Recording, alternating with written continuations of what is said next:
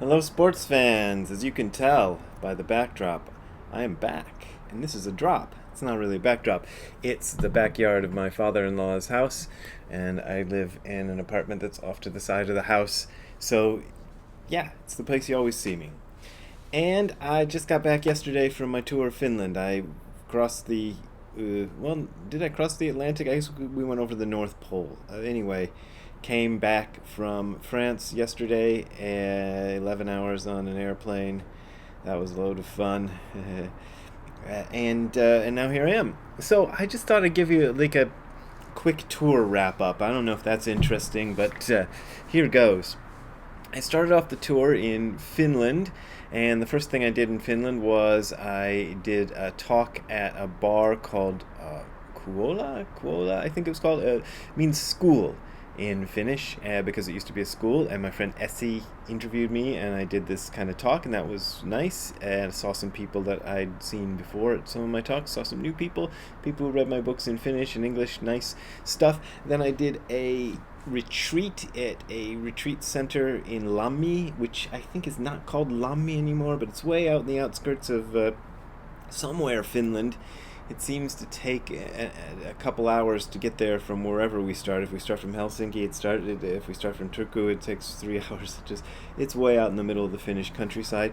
21 people joined me for that retreat, and it was real nice. We did 4 days, I think we did, of retreating, and it was real nice to see people. Most of the Finnish group are people that I see every year when I go to Finland, and this was no exception. I think there was 3 new people there, and the rest were people who'd come to previous retreats, so it's like a little group we got going there.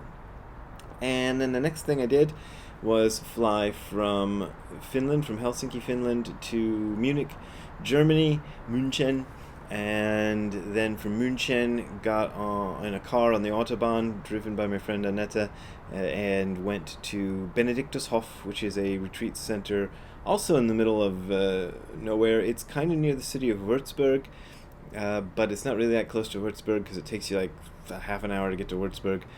So it's way out there in the hills and rolling countryside of Germany. And I led a retreat there, which I believe at its height was around 35 people. The biggest retreat I've run so far at Benediktushof. The group is usually around 20 people. The photo shows only about 30 people because different people had different commitments they had to deal with and had to leave early, so a few people were gone by the time the retreat ended, but it was a nice retreat. Again, this is a group that about half of the people are people that I've seen before, and about half are new people. I talked about the koan Hyakujo's Fox, which I think I mentioned in a previous video there, and I put those talks up on my podcast, which is the Hardcore Zen podcast, and I will put the third part up today, so maybe by the time you see this video, part 3 will already be up, I hope. So you can listen to the whole talk. And by the way, okay, forgot to mention, in Lammi, Finland, I put one of the talks from Lammi, Finland on the podcast, so you can listen to that. That one's neat because maybe it'll give you a sense of the atmosphere of those Finnish retreats. They are very informal and relaxed, and people seem to enjoy the air of non-stuffiness. And so I let one of the talks just kind of go, and we ended up talking about UFOs a lot, but in an interesting way. And speaking of UFOs, I saw a UFO when I was in Germany, at least something I couldn't identify. I'm looking out the window, woke up at about 3 in the morning or 2 in the morning, and I had to pee. And then, because it was so far out in the countryside, the stars were very bright. So even coming through the window, they were like bright. So I stood there looking out the window for a while, and this one star blinked on and then blinked out, then blinked on and blinked out, then blinked on and blinked out. I'm trying to give you a sense of the pause between. It did it about 3 or 4 times that way, and then disappeared completely, never moved. At first I thought it was like the flashing light of an airplane, but it didn't move. It stayed in the same place each time it appeared. It was in the same spot, and then would disappear, and then flash on in the same spot. I don't know what the heck that was, but maybe it was aliens. Probably it was aliens. I'm not saying it was aliens, but it was aliens. I did that and talked about Hyakujo's Fox, which you can listen to on the podcast. So that was nice.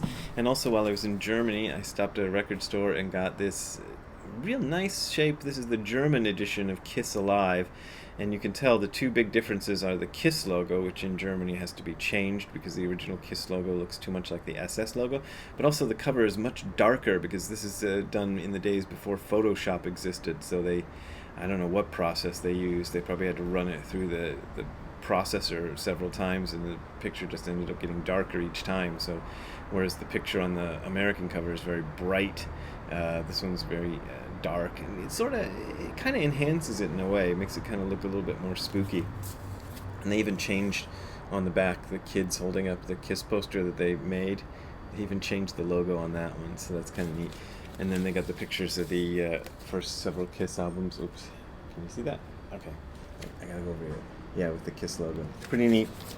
So I did that, and then I took another plane to Paris, and I did a talk there at a bookstore called Almora, who are also the publishers of, what do we call it?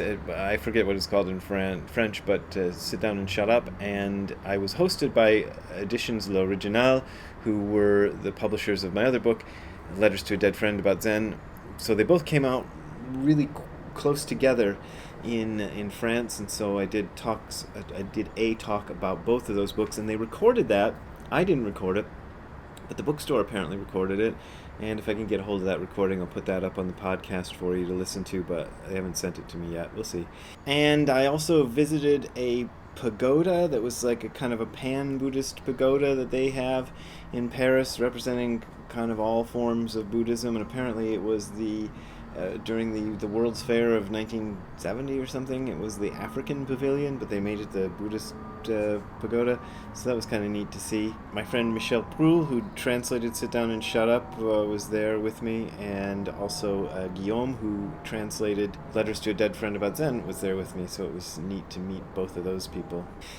And then I went off to Angers-sur-l'Anglais, or something like that.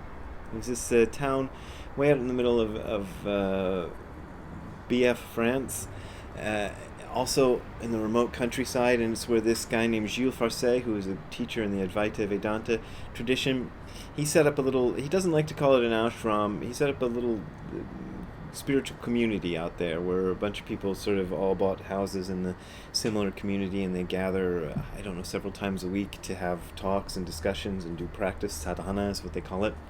And I did some talks there. That's something that was real interesting to me to see in action, because it's not the kind of thing I would do. I wouldn't take a bunch of people out to the remote countryside of California or Ohio or something and all live together and try to be spiritual, but it was interesting to see somebody who was doing it and how they made it work, and I was pretty impressed with what they had out there. So we'll see where it goes. That should be interesting.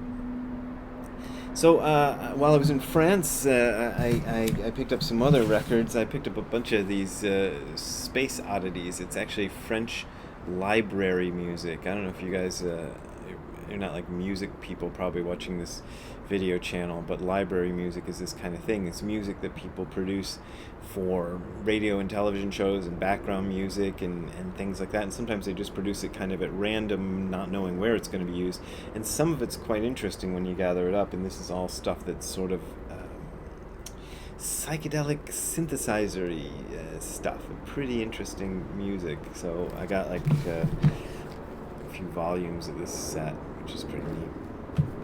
So that was my collecting, and bought a bunch of Black Sabbath too when I was in Germany, because they had a bunch of Black Sabbath stuff for really cheap at this place I went, and I was like, ooh, I don't have enough Black Sabbath in my life, so I got that too.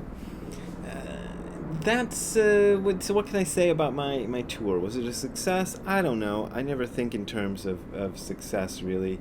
It was something I decided I would definitely do as soon as I was able to do it, and September of 2021 became the time I was able to do it, so I went and did it. Also, my friend Franz Kumar had died. I said Kumar had died, and I really wanted to go run a funeral service, do a little funeral service for him on behalf of his wife, because I promised her that I would do that, and I think that was really worthwhile. So I did that, and I'm glad I went. Everything was. It was really good to reconnect with people. I think it's really important. This is a tradition which I think officially they call it an oral tradition, but more than an oral tradition, I think what that implies is that it is a face-to-face tradition. And in the old days, what that meant was you couldn't really continue the tradition by just reading about it in books. Well, now that we have video and video chatting and Zoom and all this other stuff available, I think it's true that we can't continue this tradition via electronic means either. Even though that's more interactive than a book, it's still not the same thing as having people right there in a room together with you practicing. That is an important thing, and we gotta get out there, folks, and start doing it now that we can. So I think that's really, really important to make that happen, and I'm glad I got to be sort of involved in trying to make that happen. So that's it. That's my little thing. I'm back with Ziggy again. He was so excited to see me. He's not a licking dog. I mean, he licks sometimes, but you know how some dogs are just slobbering all over you all the time. He's not one of those. But when I came back home last night, he was just like licking my face all over and licking every part of my body, like he couldn't wait to taste me again. It was kind of funny. Maybe he wants to eat me. I don't know. But good to see him again. Good to see my wife again. So that's been real nice. And I'll work on a real video tomorrow, where I can actually talk about something. But I thought maybe some people might be interested in my update of the European tour. And if you got any questions, if I'm not saying the things that you're interested in hearing about the European tour, go ahead and ask me. I'll see if I can do better next time. But if you want to contribute to me going on other tours, like I'm going to get some money from this European tour. It's one of the retreats paid me already. The other one hasn't yet. But it's not going to be. It'll cover most of my expenses and a little bit more, so I'm ahead of the game. But I still rely mostly on your support. That really pays my bills a lot more than going on these tours or writing books. So I depend on your support. So you can go to hardcorezen.info/donate. That is hardcorezen.info/donate if you want to make a donation. But as always, this is offered for free, so you don't have to pay for it if you don't want to, so you can't complain just because I asked for donations. And we will see you next time. Have a good time all the time. Bye. Hey Zeke, you glad to see me? You happy to see me? You happy I'm back? Okay.